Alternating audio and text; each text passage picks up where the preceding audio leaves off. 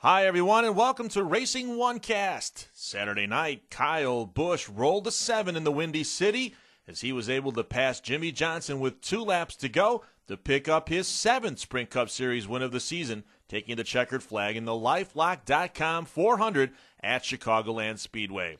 Busch dominated the 267-lap race, leading 165 laps, but had to pull off a daring 2-lap-to-go move around Johnson to pick up his 14th win in one of NASCAR's top 3 divisions in 2008.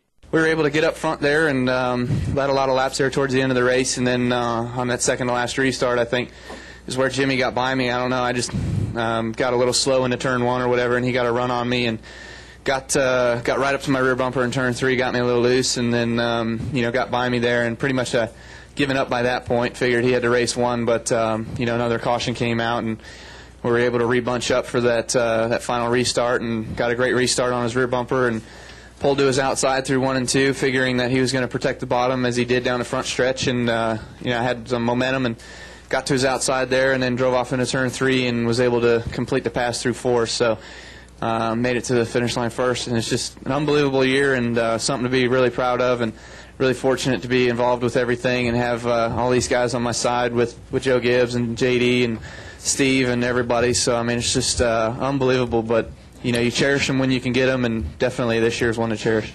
Johnson was gunning for his 2nd Sprint Cup win of the year and his first ever at Chicagoland Speedway, and thought he had enough to hold off the number 18 Toyota to the checkered flag.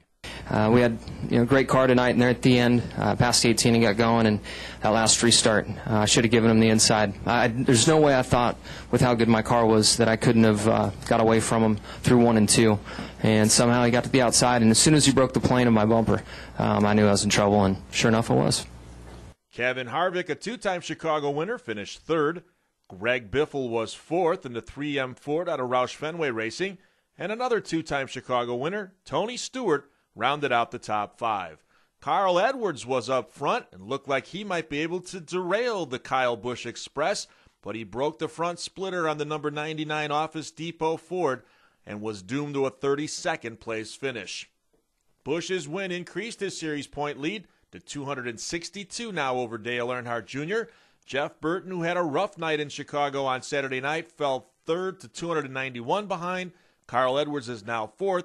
And Jimmie Johnson rounds out the top 5 as the Sprint Cup Series now takes its final weekend off before returning to action on Sunday, July 27th with the Allstate 400 at the Brickyard at the Indianapolis Motor Speedway. There's much more on RacingOne.com, including complete results, statistics, and much more.